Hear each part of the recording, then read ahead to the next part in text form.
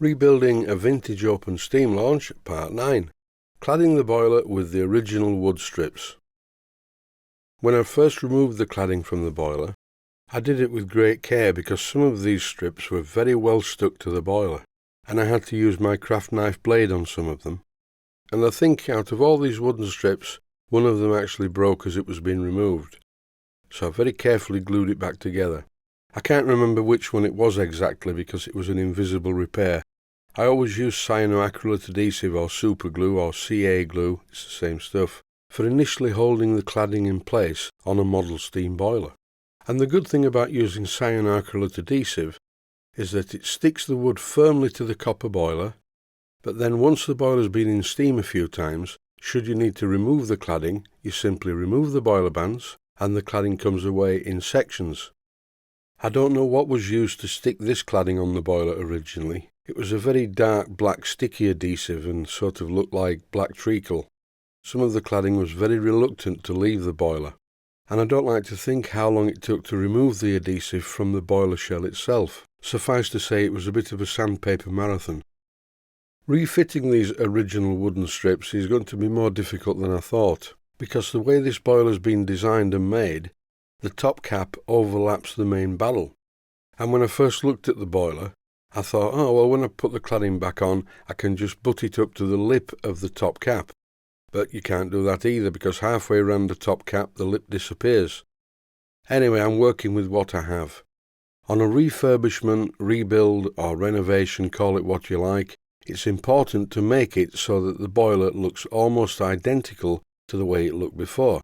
The only reason for removing this cladding was to test the boiler and to look at the build quality of the boiler to make sure that the silver soldering looked okay. And thankfully it does. But in the past I've seen some shockers. I've seen some boilers that I would not even put £10 per square inch into. At the start of this episode I labelled this section Take 1, and you can see now why it was Take 1, because all of the cladding fell off. The cyanoacrylate adhesive did not like sticking to the top cap and just the bottom of the boiler. So here we go with Take 2, and I need a plan. Using cyanoacrylate adhesive is perfect if the strips just stick to the boiler because it really holds them in place. But this is not holding them in place. So I definitely need a plan B. I start by sticking them back together and get 3 of them on. And do I get 4? Yes, I get 4 of them. I was thinking that the cyanoacrylate adhesive may have gone viscous enough to hold them by now. So this is plan B. This is the type of elastic that I carry as spares for the elasticated suspension of very expensive studio microphones, pretty much like the Neumann U87 mic I'm using at the moment. I don't normally use the U87 for voicing over these videos, but as I have a very bad cold at the moment, I thought I would use the U87 on these videos so you could hear what I'm saying. And for the microphone enthusiasts out there, this one is a U87i.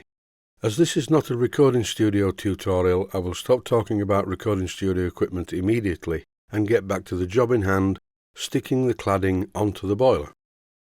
And so with the help of this elasticated suspension material, which is basically like a big rubber band, this holds the cladding in place until the cyanoacrylate adhesive has set, and I can roll it up and down the boiler to make it apply pressure on the wooden strips at whichever point I need it to do that.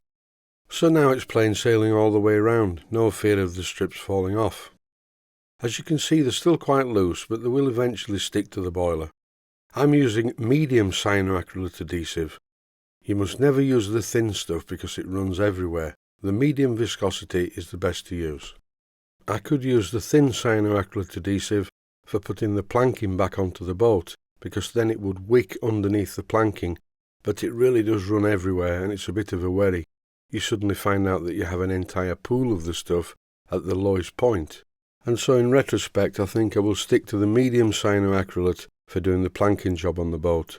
I'll just need like a credit card or something like that to lift the planking, then I can apply the cyano underneath the planking and clamp it all back together. This will be quite a long job and I will be doing it shortly. But for now it's back to cladding the steam boiler. This is getting tedious and I'm getting lots of cyano on my fingers. I'm about 1/3 of the way round. Obviously all this footage is speeded up. I daren't leave it in real time. I mean, the painting videos are bad enough, but this would be real coma material.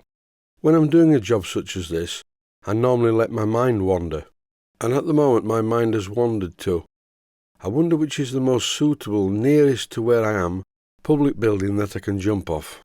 And I contemplated this for some time, coming to the conclusion that the town hall was possibly the best. A very short while back in this video I mentioned using a credit card to lift the deck planking in order to put the cyanoacrylate adhesive underneath the deck planking to stick it back together. But then I thought, well, hang on a minute, I don't have a credit card, I've never had one, so where am I going to get one of those from? These are just mad things that spring into your mind when you're doing a job like this. The passage of time is an amazing thing. When I was younger, I would spend time thinking about young ladies, but now I'm 64, I don't think about young ladies very much. I think about which is a suitable public building to jump off and why I don't have a credit card. Anyway, the good news is I nearly have all the strips on. And in fact, that was the last strip. So why is there a 1-inch gap? I haven't lost any, I haven't broken any, I have at least 3 pieces missing.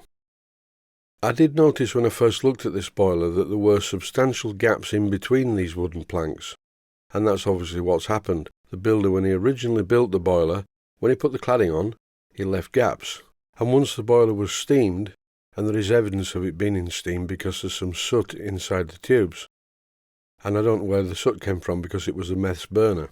The point that I'm trying to make is that when the boiler was in steam, the temperature of the boiler would have shrunk the planks slightly, so then they get smaller.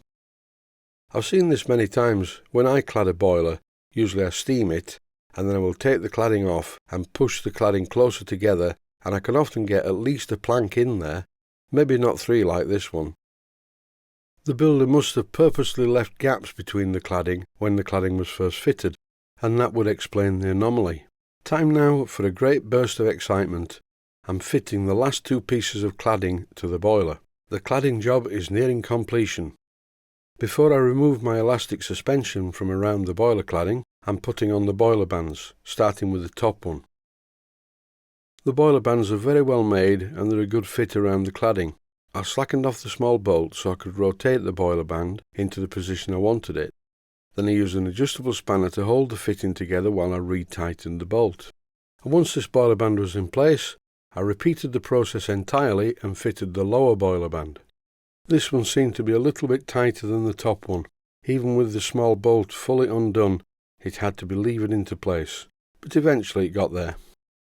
At this point I noticed that one of the strips stuck out slightly more than the others, so I trimmed it with my craft knife and then sanded it down a little.